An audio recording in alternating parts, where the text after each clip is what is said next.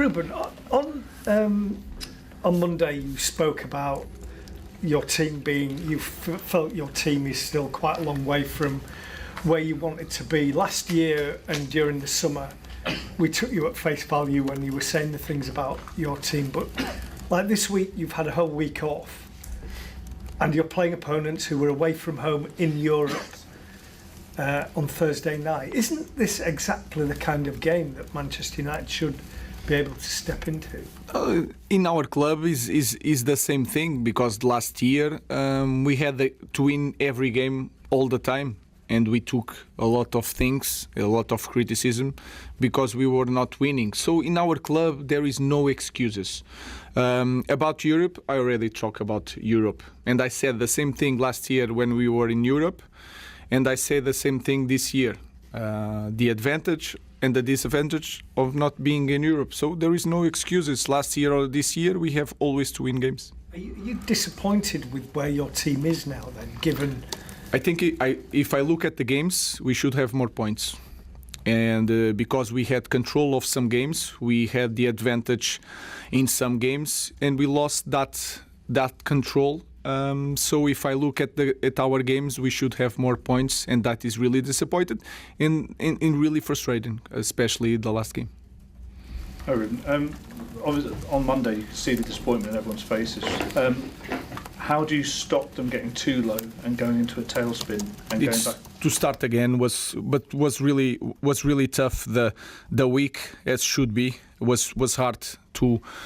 This result, this defeat, but the process needs to continue, and we need to go for the next game, and we need to understand that, especially in our league this year, everything can change really fast. So let's go again and focus on the next one. Will Matheus Cunha and Harry Maguire be available tomorrow? And what's the update with Sesko? Is it looking like next week, maybe? No, Sesko is going to take a little bit more time. Harry the same. I expect to have Matheus in the next one, not this one.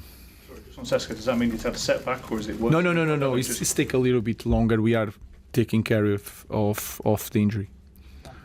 Rúben, you mentioned after the game on Monday feeling similar to last year and being afraid of having similar feelings to last year. How much did that increase after the game? And do you think the players share that maybe nervousness that they could repeat last year? Again, I think if you look at the game, I think we can play better. We could be better in the game, and with everything that happened in that game, we should have won that game. So we have to feel that urgency of winning games. We know what happened around the club if we don't win games. So if we know that, let's do everything in the right way. But again, we lost that one. We cannot change that. Let's focus on the next one. Rúben, the away issues that United have faced, I think one away win in the last 11. What can you do to solve that? What are you doing to solve that? The same things that we need to do to show to the players why we lost control of Nottingham, why we lost control against Tottenham. And if you look at that games, we're there to win, and then sometimes a small detail can change everything. Then I felt during this year that when we play at home, the intensity was higher. And I felt in this game at home, the intensity was not at the same level. So I think it's something that we need to work on. So it's hard to point one thing why we are not winning away. There's a lot of issues. We are improving. Like I said, we have advantage in the away games. We need to know how to finish the games in order to win. James and then Samuel. Rúben, obviously Palace are a different club, different pressures and scrutiny to United, of course. But obviously Glasner's had a lot of success playing a similar system to you, and that's continued this season despite losing his best player in Eze. Do you look at what they've done and do you draw a lot of inspiration and encouragement from Palace? And is one of the big differences is that their win backs obviously really settled? How big an impact can that? We played a different way, and you can understand that by data. But now it's hard to to explain everything. Like you said, it's a different club, and they are doing things better than us. So that is quite simple. But you don't say that all 4-3-3 play in the same way, right? What I'm saying, yeah, we play in the different moment. We defend in the different space. We try to attack in the different way. They are just doing the things better than us. They can be very quick. The speed with which they attack. I just sort of wonder sometimes when you see, you know, obviously like you play in a different way, but a similar setup in terms of formation, whether you ever take or draw ideas from things, thinking, oh, I quite like that, I don't like that. I play against him in Frankfurt with Sporting, so I know the players. I take inspiration from everyone. When I have 2 weeks for national teams, I watch all the managers and try to take all the inspiration that I can take. I have 6 years as a manager, professional manager, so I'm always trying to learn to improve my team. And finally, there's been obviously a lot of focus on like your central midfield and whether that'll be an area that you strengthen next season. Is the wing back area though, which is a fundamental part of your team, is that an area over the next 12 months that you want to explore? I think we need time to improve the characteristics of the team. I said that in the last year, and to give an example, the last game we should have an Ahmad with the right foot to put on the other side to play against 10 men. So is this kind of characteristics that we will try to get to be a better team. So if we are at the perfect setup to play in this way, not yet. But like any other team, we need time to put the right characteristics in every single position to be prepared for everything. Just on the wing back still, Rúben, I think Munoz and Mitchell are in the top 5 for most distance covered in the Premier League, and United's wing backs are quite a way down. Do you feel as though that those players are still having to develop to get those attacking instincts that you want to really become proper? Maybe they play, I don't know how you read that data, maybe they play more games, more minutes, so you cannot compare the data. We make a lot of substitutions. Sometimes we change because we know that is a different position, or you want to change the feet with Allo and Patrick, and we change a lot. Sometimes we start with Ahmad in front, but most of the times, if we need to win the game, I put Ahmad on the right. Ahmad change position all the time, so that can change all the data, and you see different things. But again, they are doing the things really well. They play in more in transition than us. The opponents see it in the different way. So all these things we have to look when we compare teams. But of course, in every position we can do so much better. The up and then against Everton on Monday night. Did you see that coming? Yes. I said it last week, last time I was on. Oh, I'm giving you the floor. I'll set it up and you just got to, Thank you very much. No, I mean, listen, sometimes it's a bit foolhardy to kind of sticking your neck on the block on the show, being beamed out to millions of people around the world. But I've just been unconvinced by Manchester United. They are the team, they used to be the team you could absolutely trust. Fergie time, it was never over till it was over. There was always the opportunity for them to score late on in games. Now they are the team you simply cannot trust. And the 5-match run of form that they'd been on before this match was totally illusory, because they were always giving teams opportunities to score. They were never, ever, and they have never been comfortable in this 3 at the back system. I know lots of people say it's not just a system, and fair enough. But the facts are that every team they play against will give them an opportunity to score. And defensively, Everton are far better than Manchester United are. That's why they lost that game. That's why I think they'll lose this game against Crystal Palace, who have the second best defensive record in the Premier League so far this season. Only 9 goals conceded, 3 more than Arsenal. You cannot tell me at Selhurst Park that United side are going to go there and win. Yeah, you've already got your predictions in early. I'm so impressed with you today. It's unbelievable. In terms of Manchester United, they had opportunities, as we just saw there, but a lot of criticism is on the manager not changing things once Everton, were a player light. I can't see why you would expect him to change things. He's set his stall out. It's been set out ever since he walked in the football club. He does what he does. Take it or leave it. That's pretty much his message. Glenn, when you're a player in the dressing room and he is like that, does it frustrate you as players? Depends if you fit that system. But no, I think... listen, when I get a look at Manchester United, the players they have, and we talk about international footballers here, so I find this hard to say, but they just don't suit that system. I don't think there's enough energy in the team. I don't think there's enough running ability in the middle of the park. I think when we talk about kind of, I think there was questions over were they back over that period of 5 games. And I watched them at Spurs a couple of weekends ago, and they were really, really poor. They went ahead in the game. They never had the kind of that mentality to be able to kill the game off. And Spurs obviously came back and they got a draw in the end, which showed character.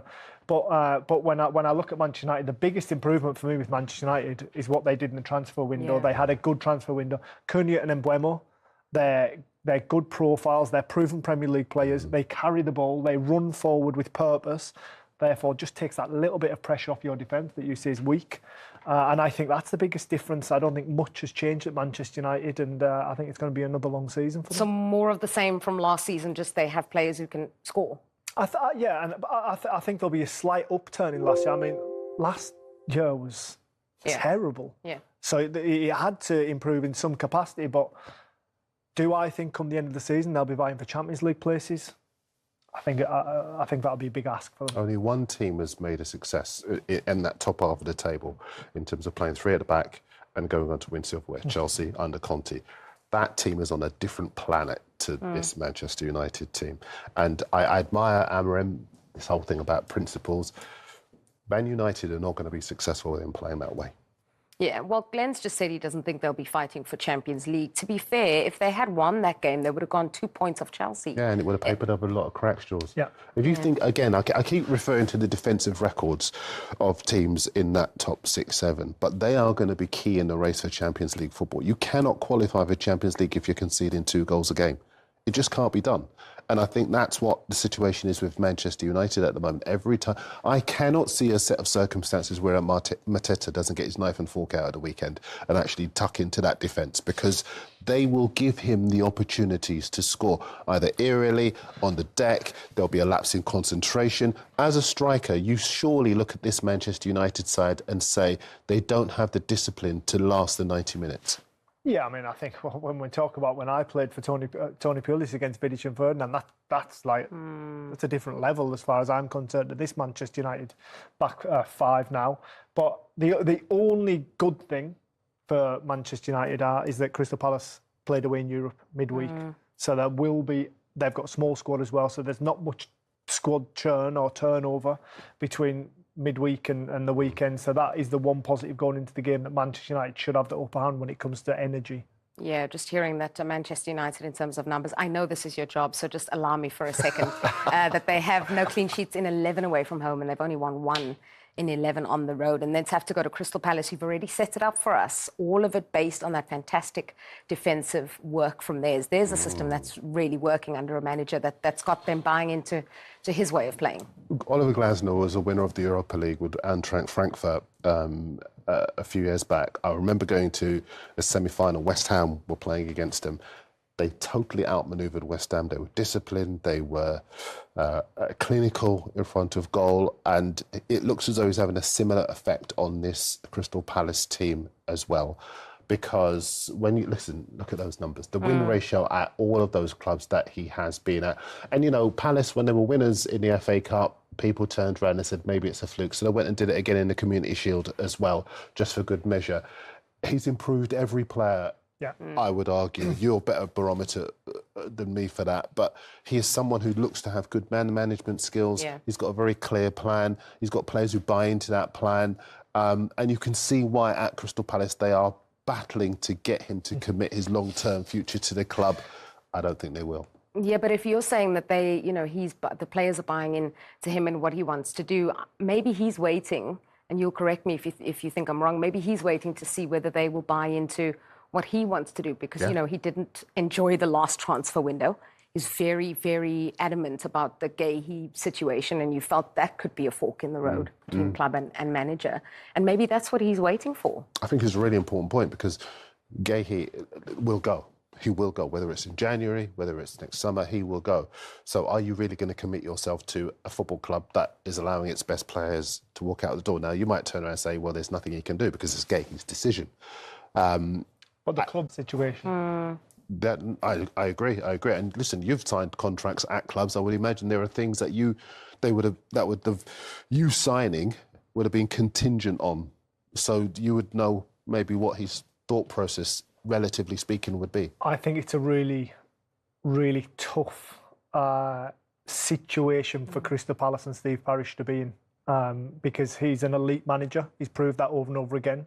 I think there will be a slight kind of side to Oliver that wants a big club, a really big club, and so wherever that may be in Europe.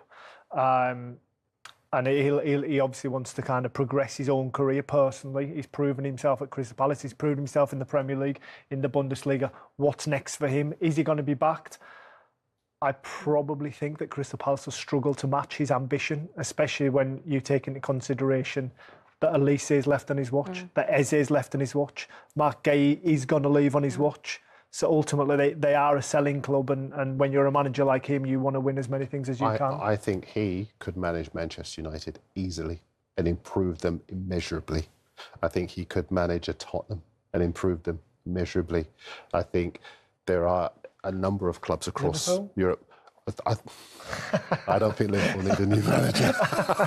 Very nice try. Very nice try there, Glenn. Very nice try. Well, why don't we get to Oliver Glasner, because he was asked whether he would look to strengthen his squad in the January transfer window. I think we need to. Ismaila also will leave us. So he's the only player who makes runs in behind from our taste, the profile. Yeah. So maybe, I think we just have to have this profile again, because also the other players on the bench, they are a different profile, and we need players to stretch the defense, and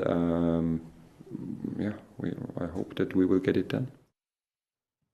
AFCON, plenty of players. Manchester United losing 3 as well. So a big talking point across the Premier League. I want to talk about replacements, though, because they did, as you mentioned, lose Eze.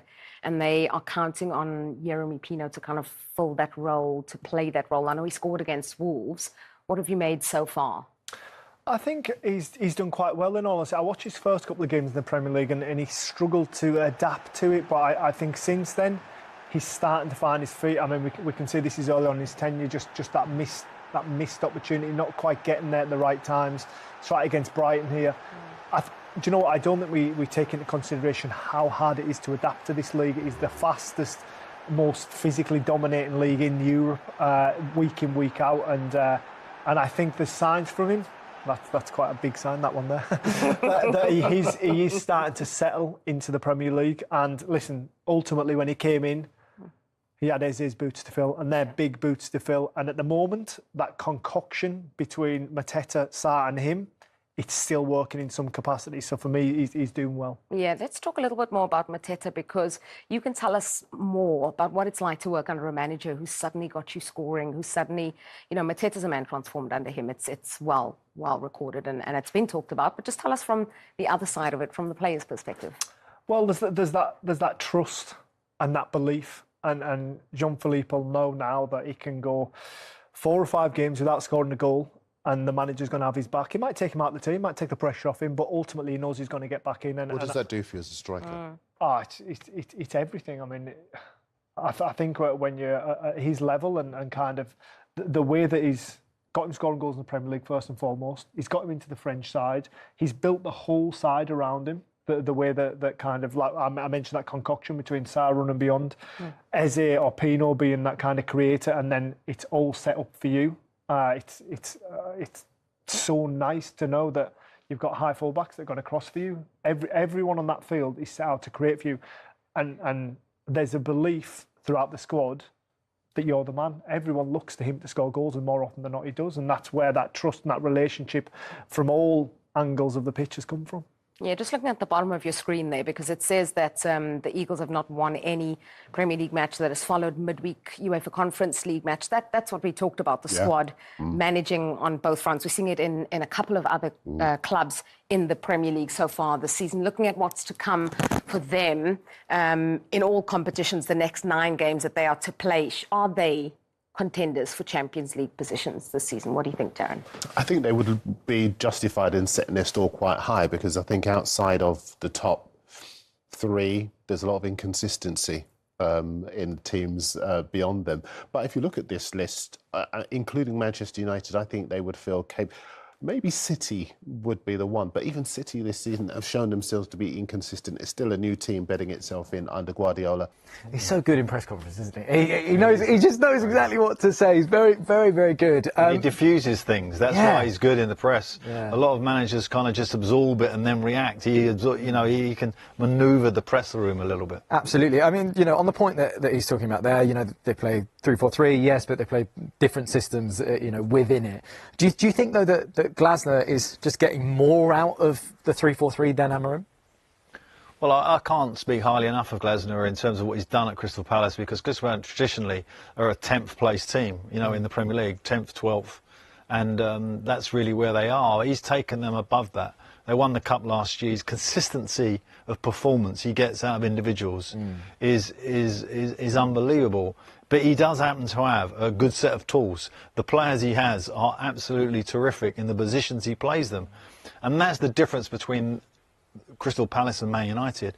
They're really kind of nailed on their wing-backs. They are definite wing-backs. The 3 centre-backs play as 3 centre-backs should. And the midfield has a nice balance to it, with Walton pulling the strings. So, I would make Crystal Palace heavy favourites in this game, even though Manchester United are coming to town. Yeah. Roberto, looking back at the game against Everton, Man United fans were so frustrated with that. They felt that there was that stubbornness. Everton go 10 men down, you want to see a manager attack, right? Yeah, understandably so. I mean, if you're 11, we be 10 and you're playing at home as well. So, but I've watched Amorim's team many times when he was at Sporting, out in Portugal, and he went there, and I think he lost 1 game in 18 months or something like that. So he's a very good manager. He's very well prepared. He's got a deep knowledge of the game, and he's come to United, and he hasn't really found his team yet. He keeps changing the personnel. It just doesn't seem to have found that connection as well with the fans, with the team.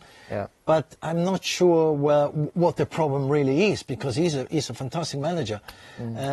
So he hasn't really clicked yet for Amorim in England, and it's difficult to see what he's trying to do, because it just doesn't find the consistency in the results, and especially in the performances to get the results. Yeah, he's been here a year now. It was 12 months when they played that Everton game.